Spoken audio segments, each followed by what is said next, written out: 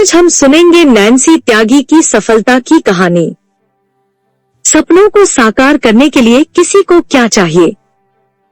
Degree, पैसा, उच्च स्तरीय संसाधन? खैर, नैन्सी त्यागी के पास केवल उसका जुनून था जिसने उसे 77वें कांस फेस्टिवल में अपनी शुरुआत करने के लिए प्रेरित किया। 23 वर्षीय स्वशिक्षित फैशन डिजाइनर ने अपने शानदार गुलाबी गाउन से सभी का ध्यान अपनी ओर आकर्षित किया और उसने उस गाउन को खुद से सिल दिया। यहाँ उत्तर प्रदेश की इस लड़की के बारे में जानने के लिए आपको जो कुछ भी जानना चाहिए वह सब कुछ है और बहुत कुछ। यदि आपको कभी सपनों की शक्ति पर संदेह होने लगे तो यह कहानी अवश्य पढ़ें कि कैसे उत्तर प्रदेश के एक छोटे शहर की लड़की ने एक गाउन डिजाइन किया और उसे दुनिया के सबसे प्रतिष्ठित फिल्म समारोह फेस्टिवल डी कांस में पहना। उत्तर प्रदेश की एक फैशन इन्फ्लुएंसर गुलाबी रंग के गाउन में आई और अचानक कई लोगों के लिए प्रेरणा बन गई। क्या खास था?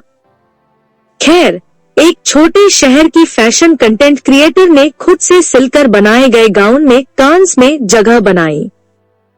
हम बात कर रहे हैं नैन्सी त्यागी की। कान फिल्म महोत्सव के रेड कारपेट पर अपनी उपस्थिति दर्ज कराने वाली विश्व की अनेक शीर्ष अंतर्राष्ट्रीय हस्तियों में उत्तर प्रदेश की एक लड़की नैन्सी त्यागी भी शामिल थी, जिसने कभी नहीं सोचा था कि वह 77वें कान फिल्म महोत्सव में अपनी पहली उपस्थिति दर्ज कराएगी।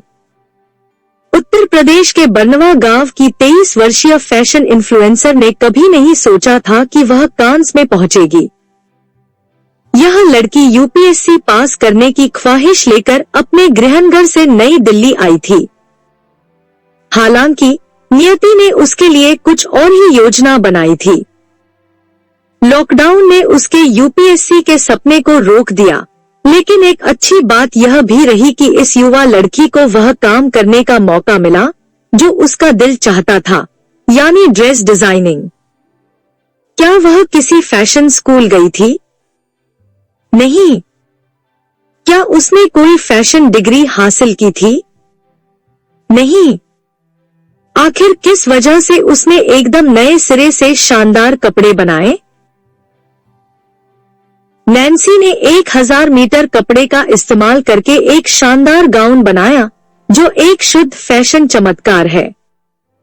नैन्सी ने खुद से जो शानदार गुलाबी रफिड गाउन सिलकर कान में अपने डेब्यू पर पहना, वह हर किसी का ध्यान अपनी ओर खींचने के लिए काफी था। गाउन की ट्रेन बहुत लंबी थी। नैन्सी को इस अद्भुत कलाकृति को बनाने में 1 महीने से ज्यादा का समय लगा। खूबसूरत गुलाबी गाउन का वजन 20 किलो था। गुलाबी गाउन नैन्सी को कुछ असली राजकुमारी जैसी वाइब्स देने के लिए काफी था। और हाँ, उसके आत्मविश्वास भरे पोज ने उसके लुक को और भी निखार दिया। शून्य से शुरुआत करना और कान में अपना पहला प्रदर्शन करना इस नैन्सी के लिए कोई सुखद यात्रा नहीं रही। ड्रेस डिजाइनिंग की कला नैन्सी के लिए कोई सीखा हुआ हुनर नहीं था, लेकिन यह निश्चित रूप से उनके दिल की सच्ची पुकार थी। इसलिए उनके फैशन इन्फ्लुएंसर के सफर के बारे में पढ़ना जरूरी है। मीशो के जरिए नैन्सी ने कुछ पहचान हासिल करना शुरू किया। फिर भी कम साधन और बड़े सपने रखने वाले हर सोशल मीडिया इन्फ्लुएंसर की तरह नैन्सी को मिलीजुली प्रतिक्रियाएं मिली। उसे सोशल मीडिया पर कई ट्रोल का सामना करना पड़ा। कई लोगों ने नैन्सी को बॉडी शेमिंग भी की। हालांकि इस तरह के ट्रोल ने नैन्सी को अपनी प्रतिभा और कृतियों को पोस्ट करने से नहीं रोका। धीरे धीरे उसके सोशल मीडिया फॉलोइंग में तेजी आने लगी। उसने न केवल कंटेंट क्रिएशन में अपनी जगह बनाई, बल्कि उसे सराहना भी मिलने लगी। नैन्सी जानती थी कि कैसे साधारण खरोच को असाधारण पोशाक में बदला जाए। ऐसी दुनिया में जहां केवल डिग्री और दस्तावेजों पर भरोसा किया जाता है, नैन्सी त्यागी ने अपनी प्रतिभा पर भरोसा किया और एक स्वशिक्षित डिजाइनर बनना चुना। उनके DIY कौशल असाधारण हैं और कई परीक्षण और त्रुटियों के साथ नैन्सी आलिया भट्ट, दीपिका पादुकोण जैसी अभिनेत्रियों और आइकन के विस्तृत कपड़े बनाने में कामयाब रही।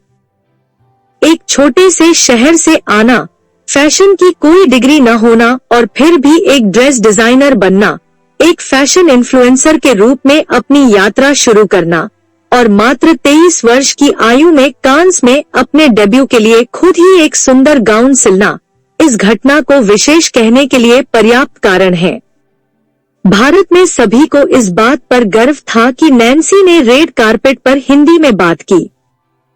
जी हाँ, ऐसे समय में जब लोग धारा प्रवाह अंग्रेजी में बात न कर पाने के कारण शर्म महसूस करते हैं और मशहूर हस्तियां अपनी मातृभाषा के बजाय बातचीत के लिए अंग्रेजी को माध्यम चुनती हैं, उत्तर प्रदेश की इस नैन्सी ने मीडिया से बहुत गर्व और सम्मान के साथ हिंदी में बात की। नैन्सी के साथ एक अनुवादक भी था जिसने मीडिया के सवालों और उनके जवाबों का अनुवाद किया।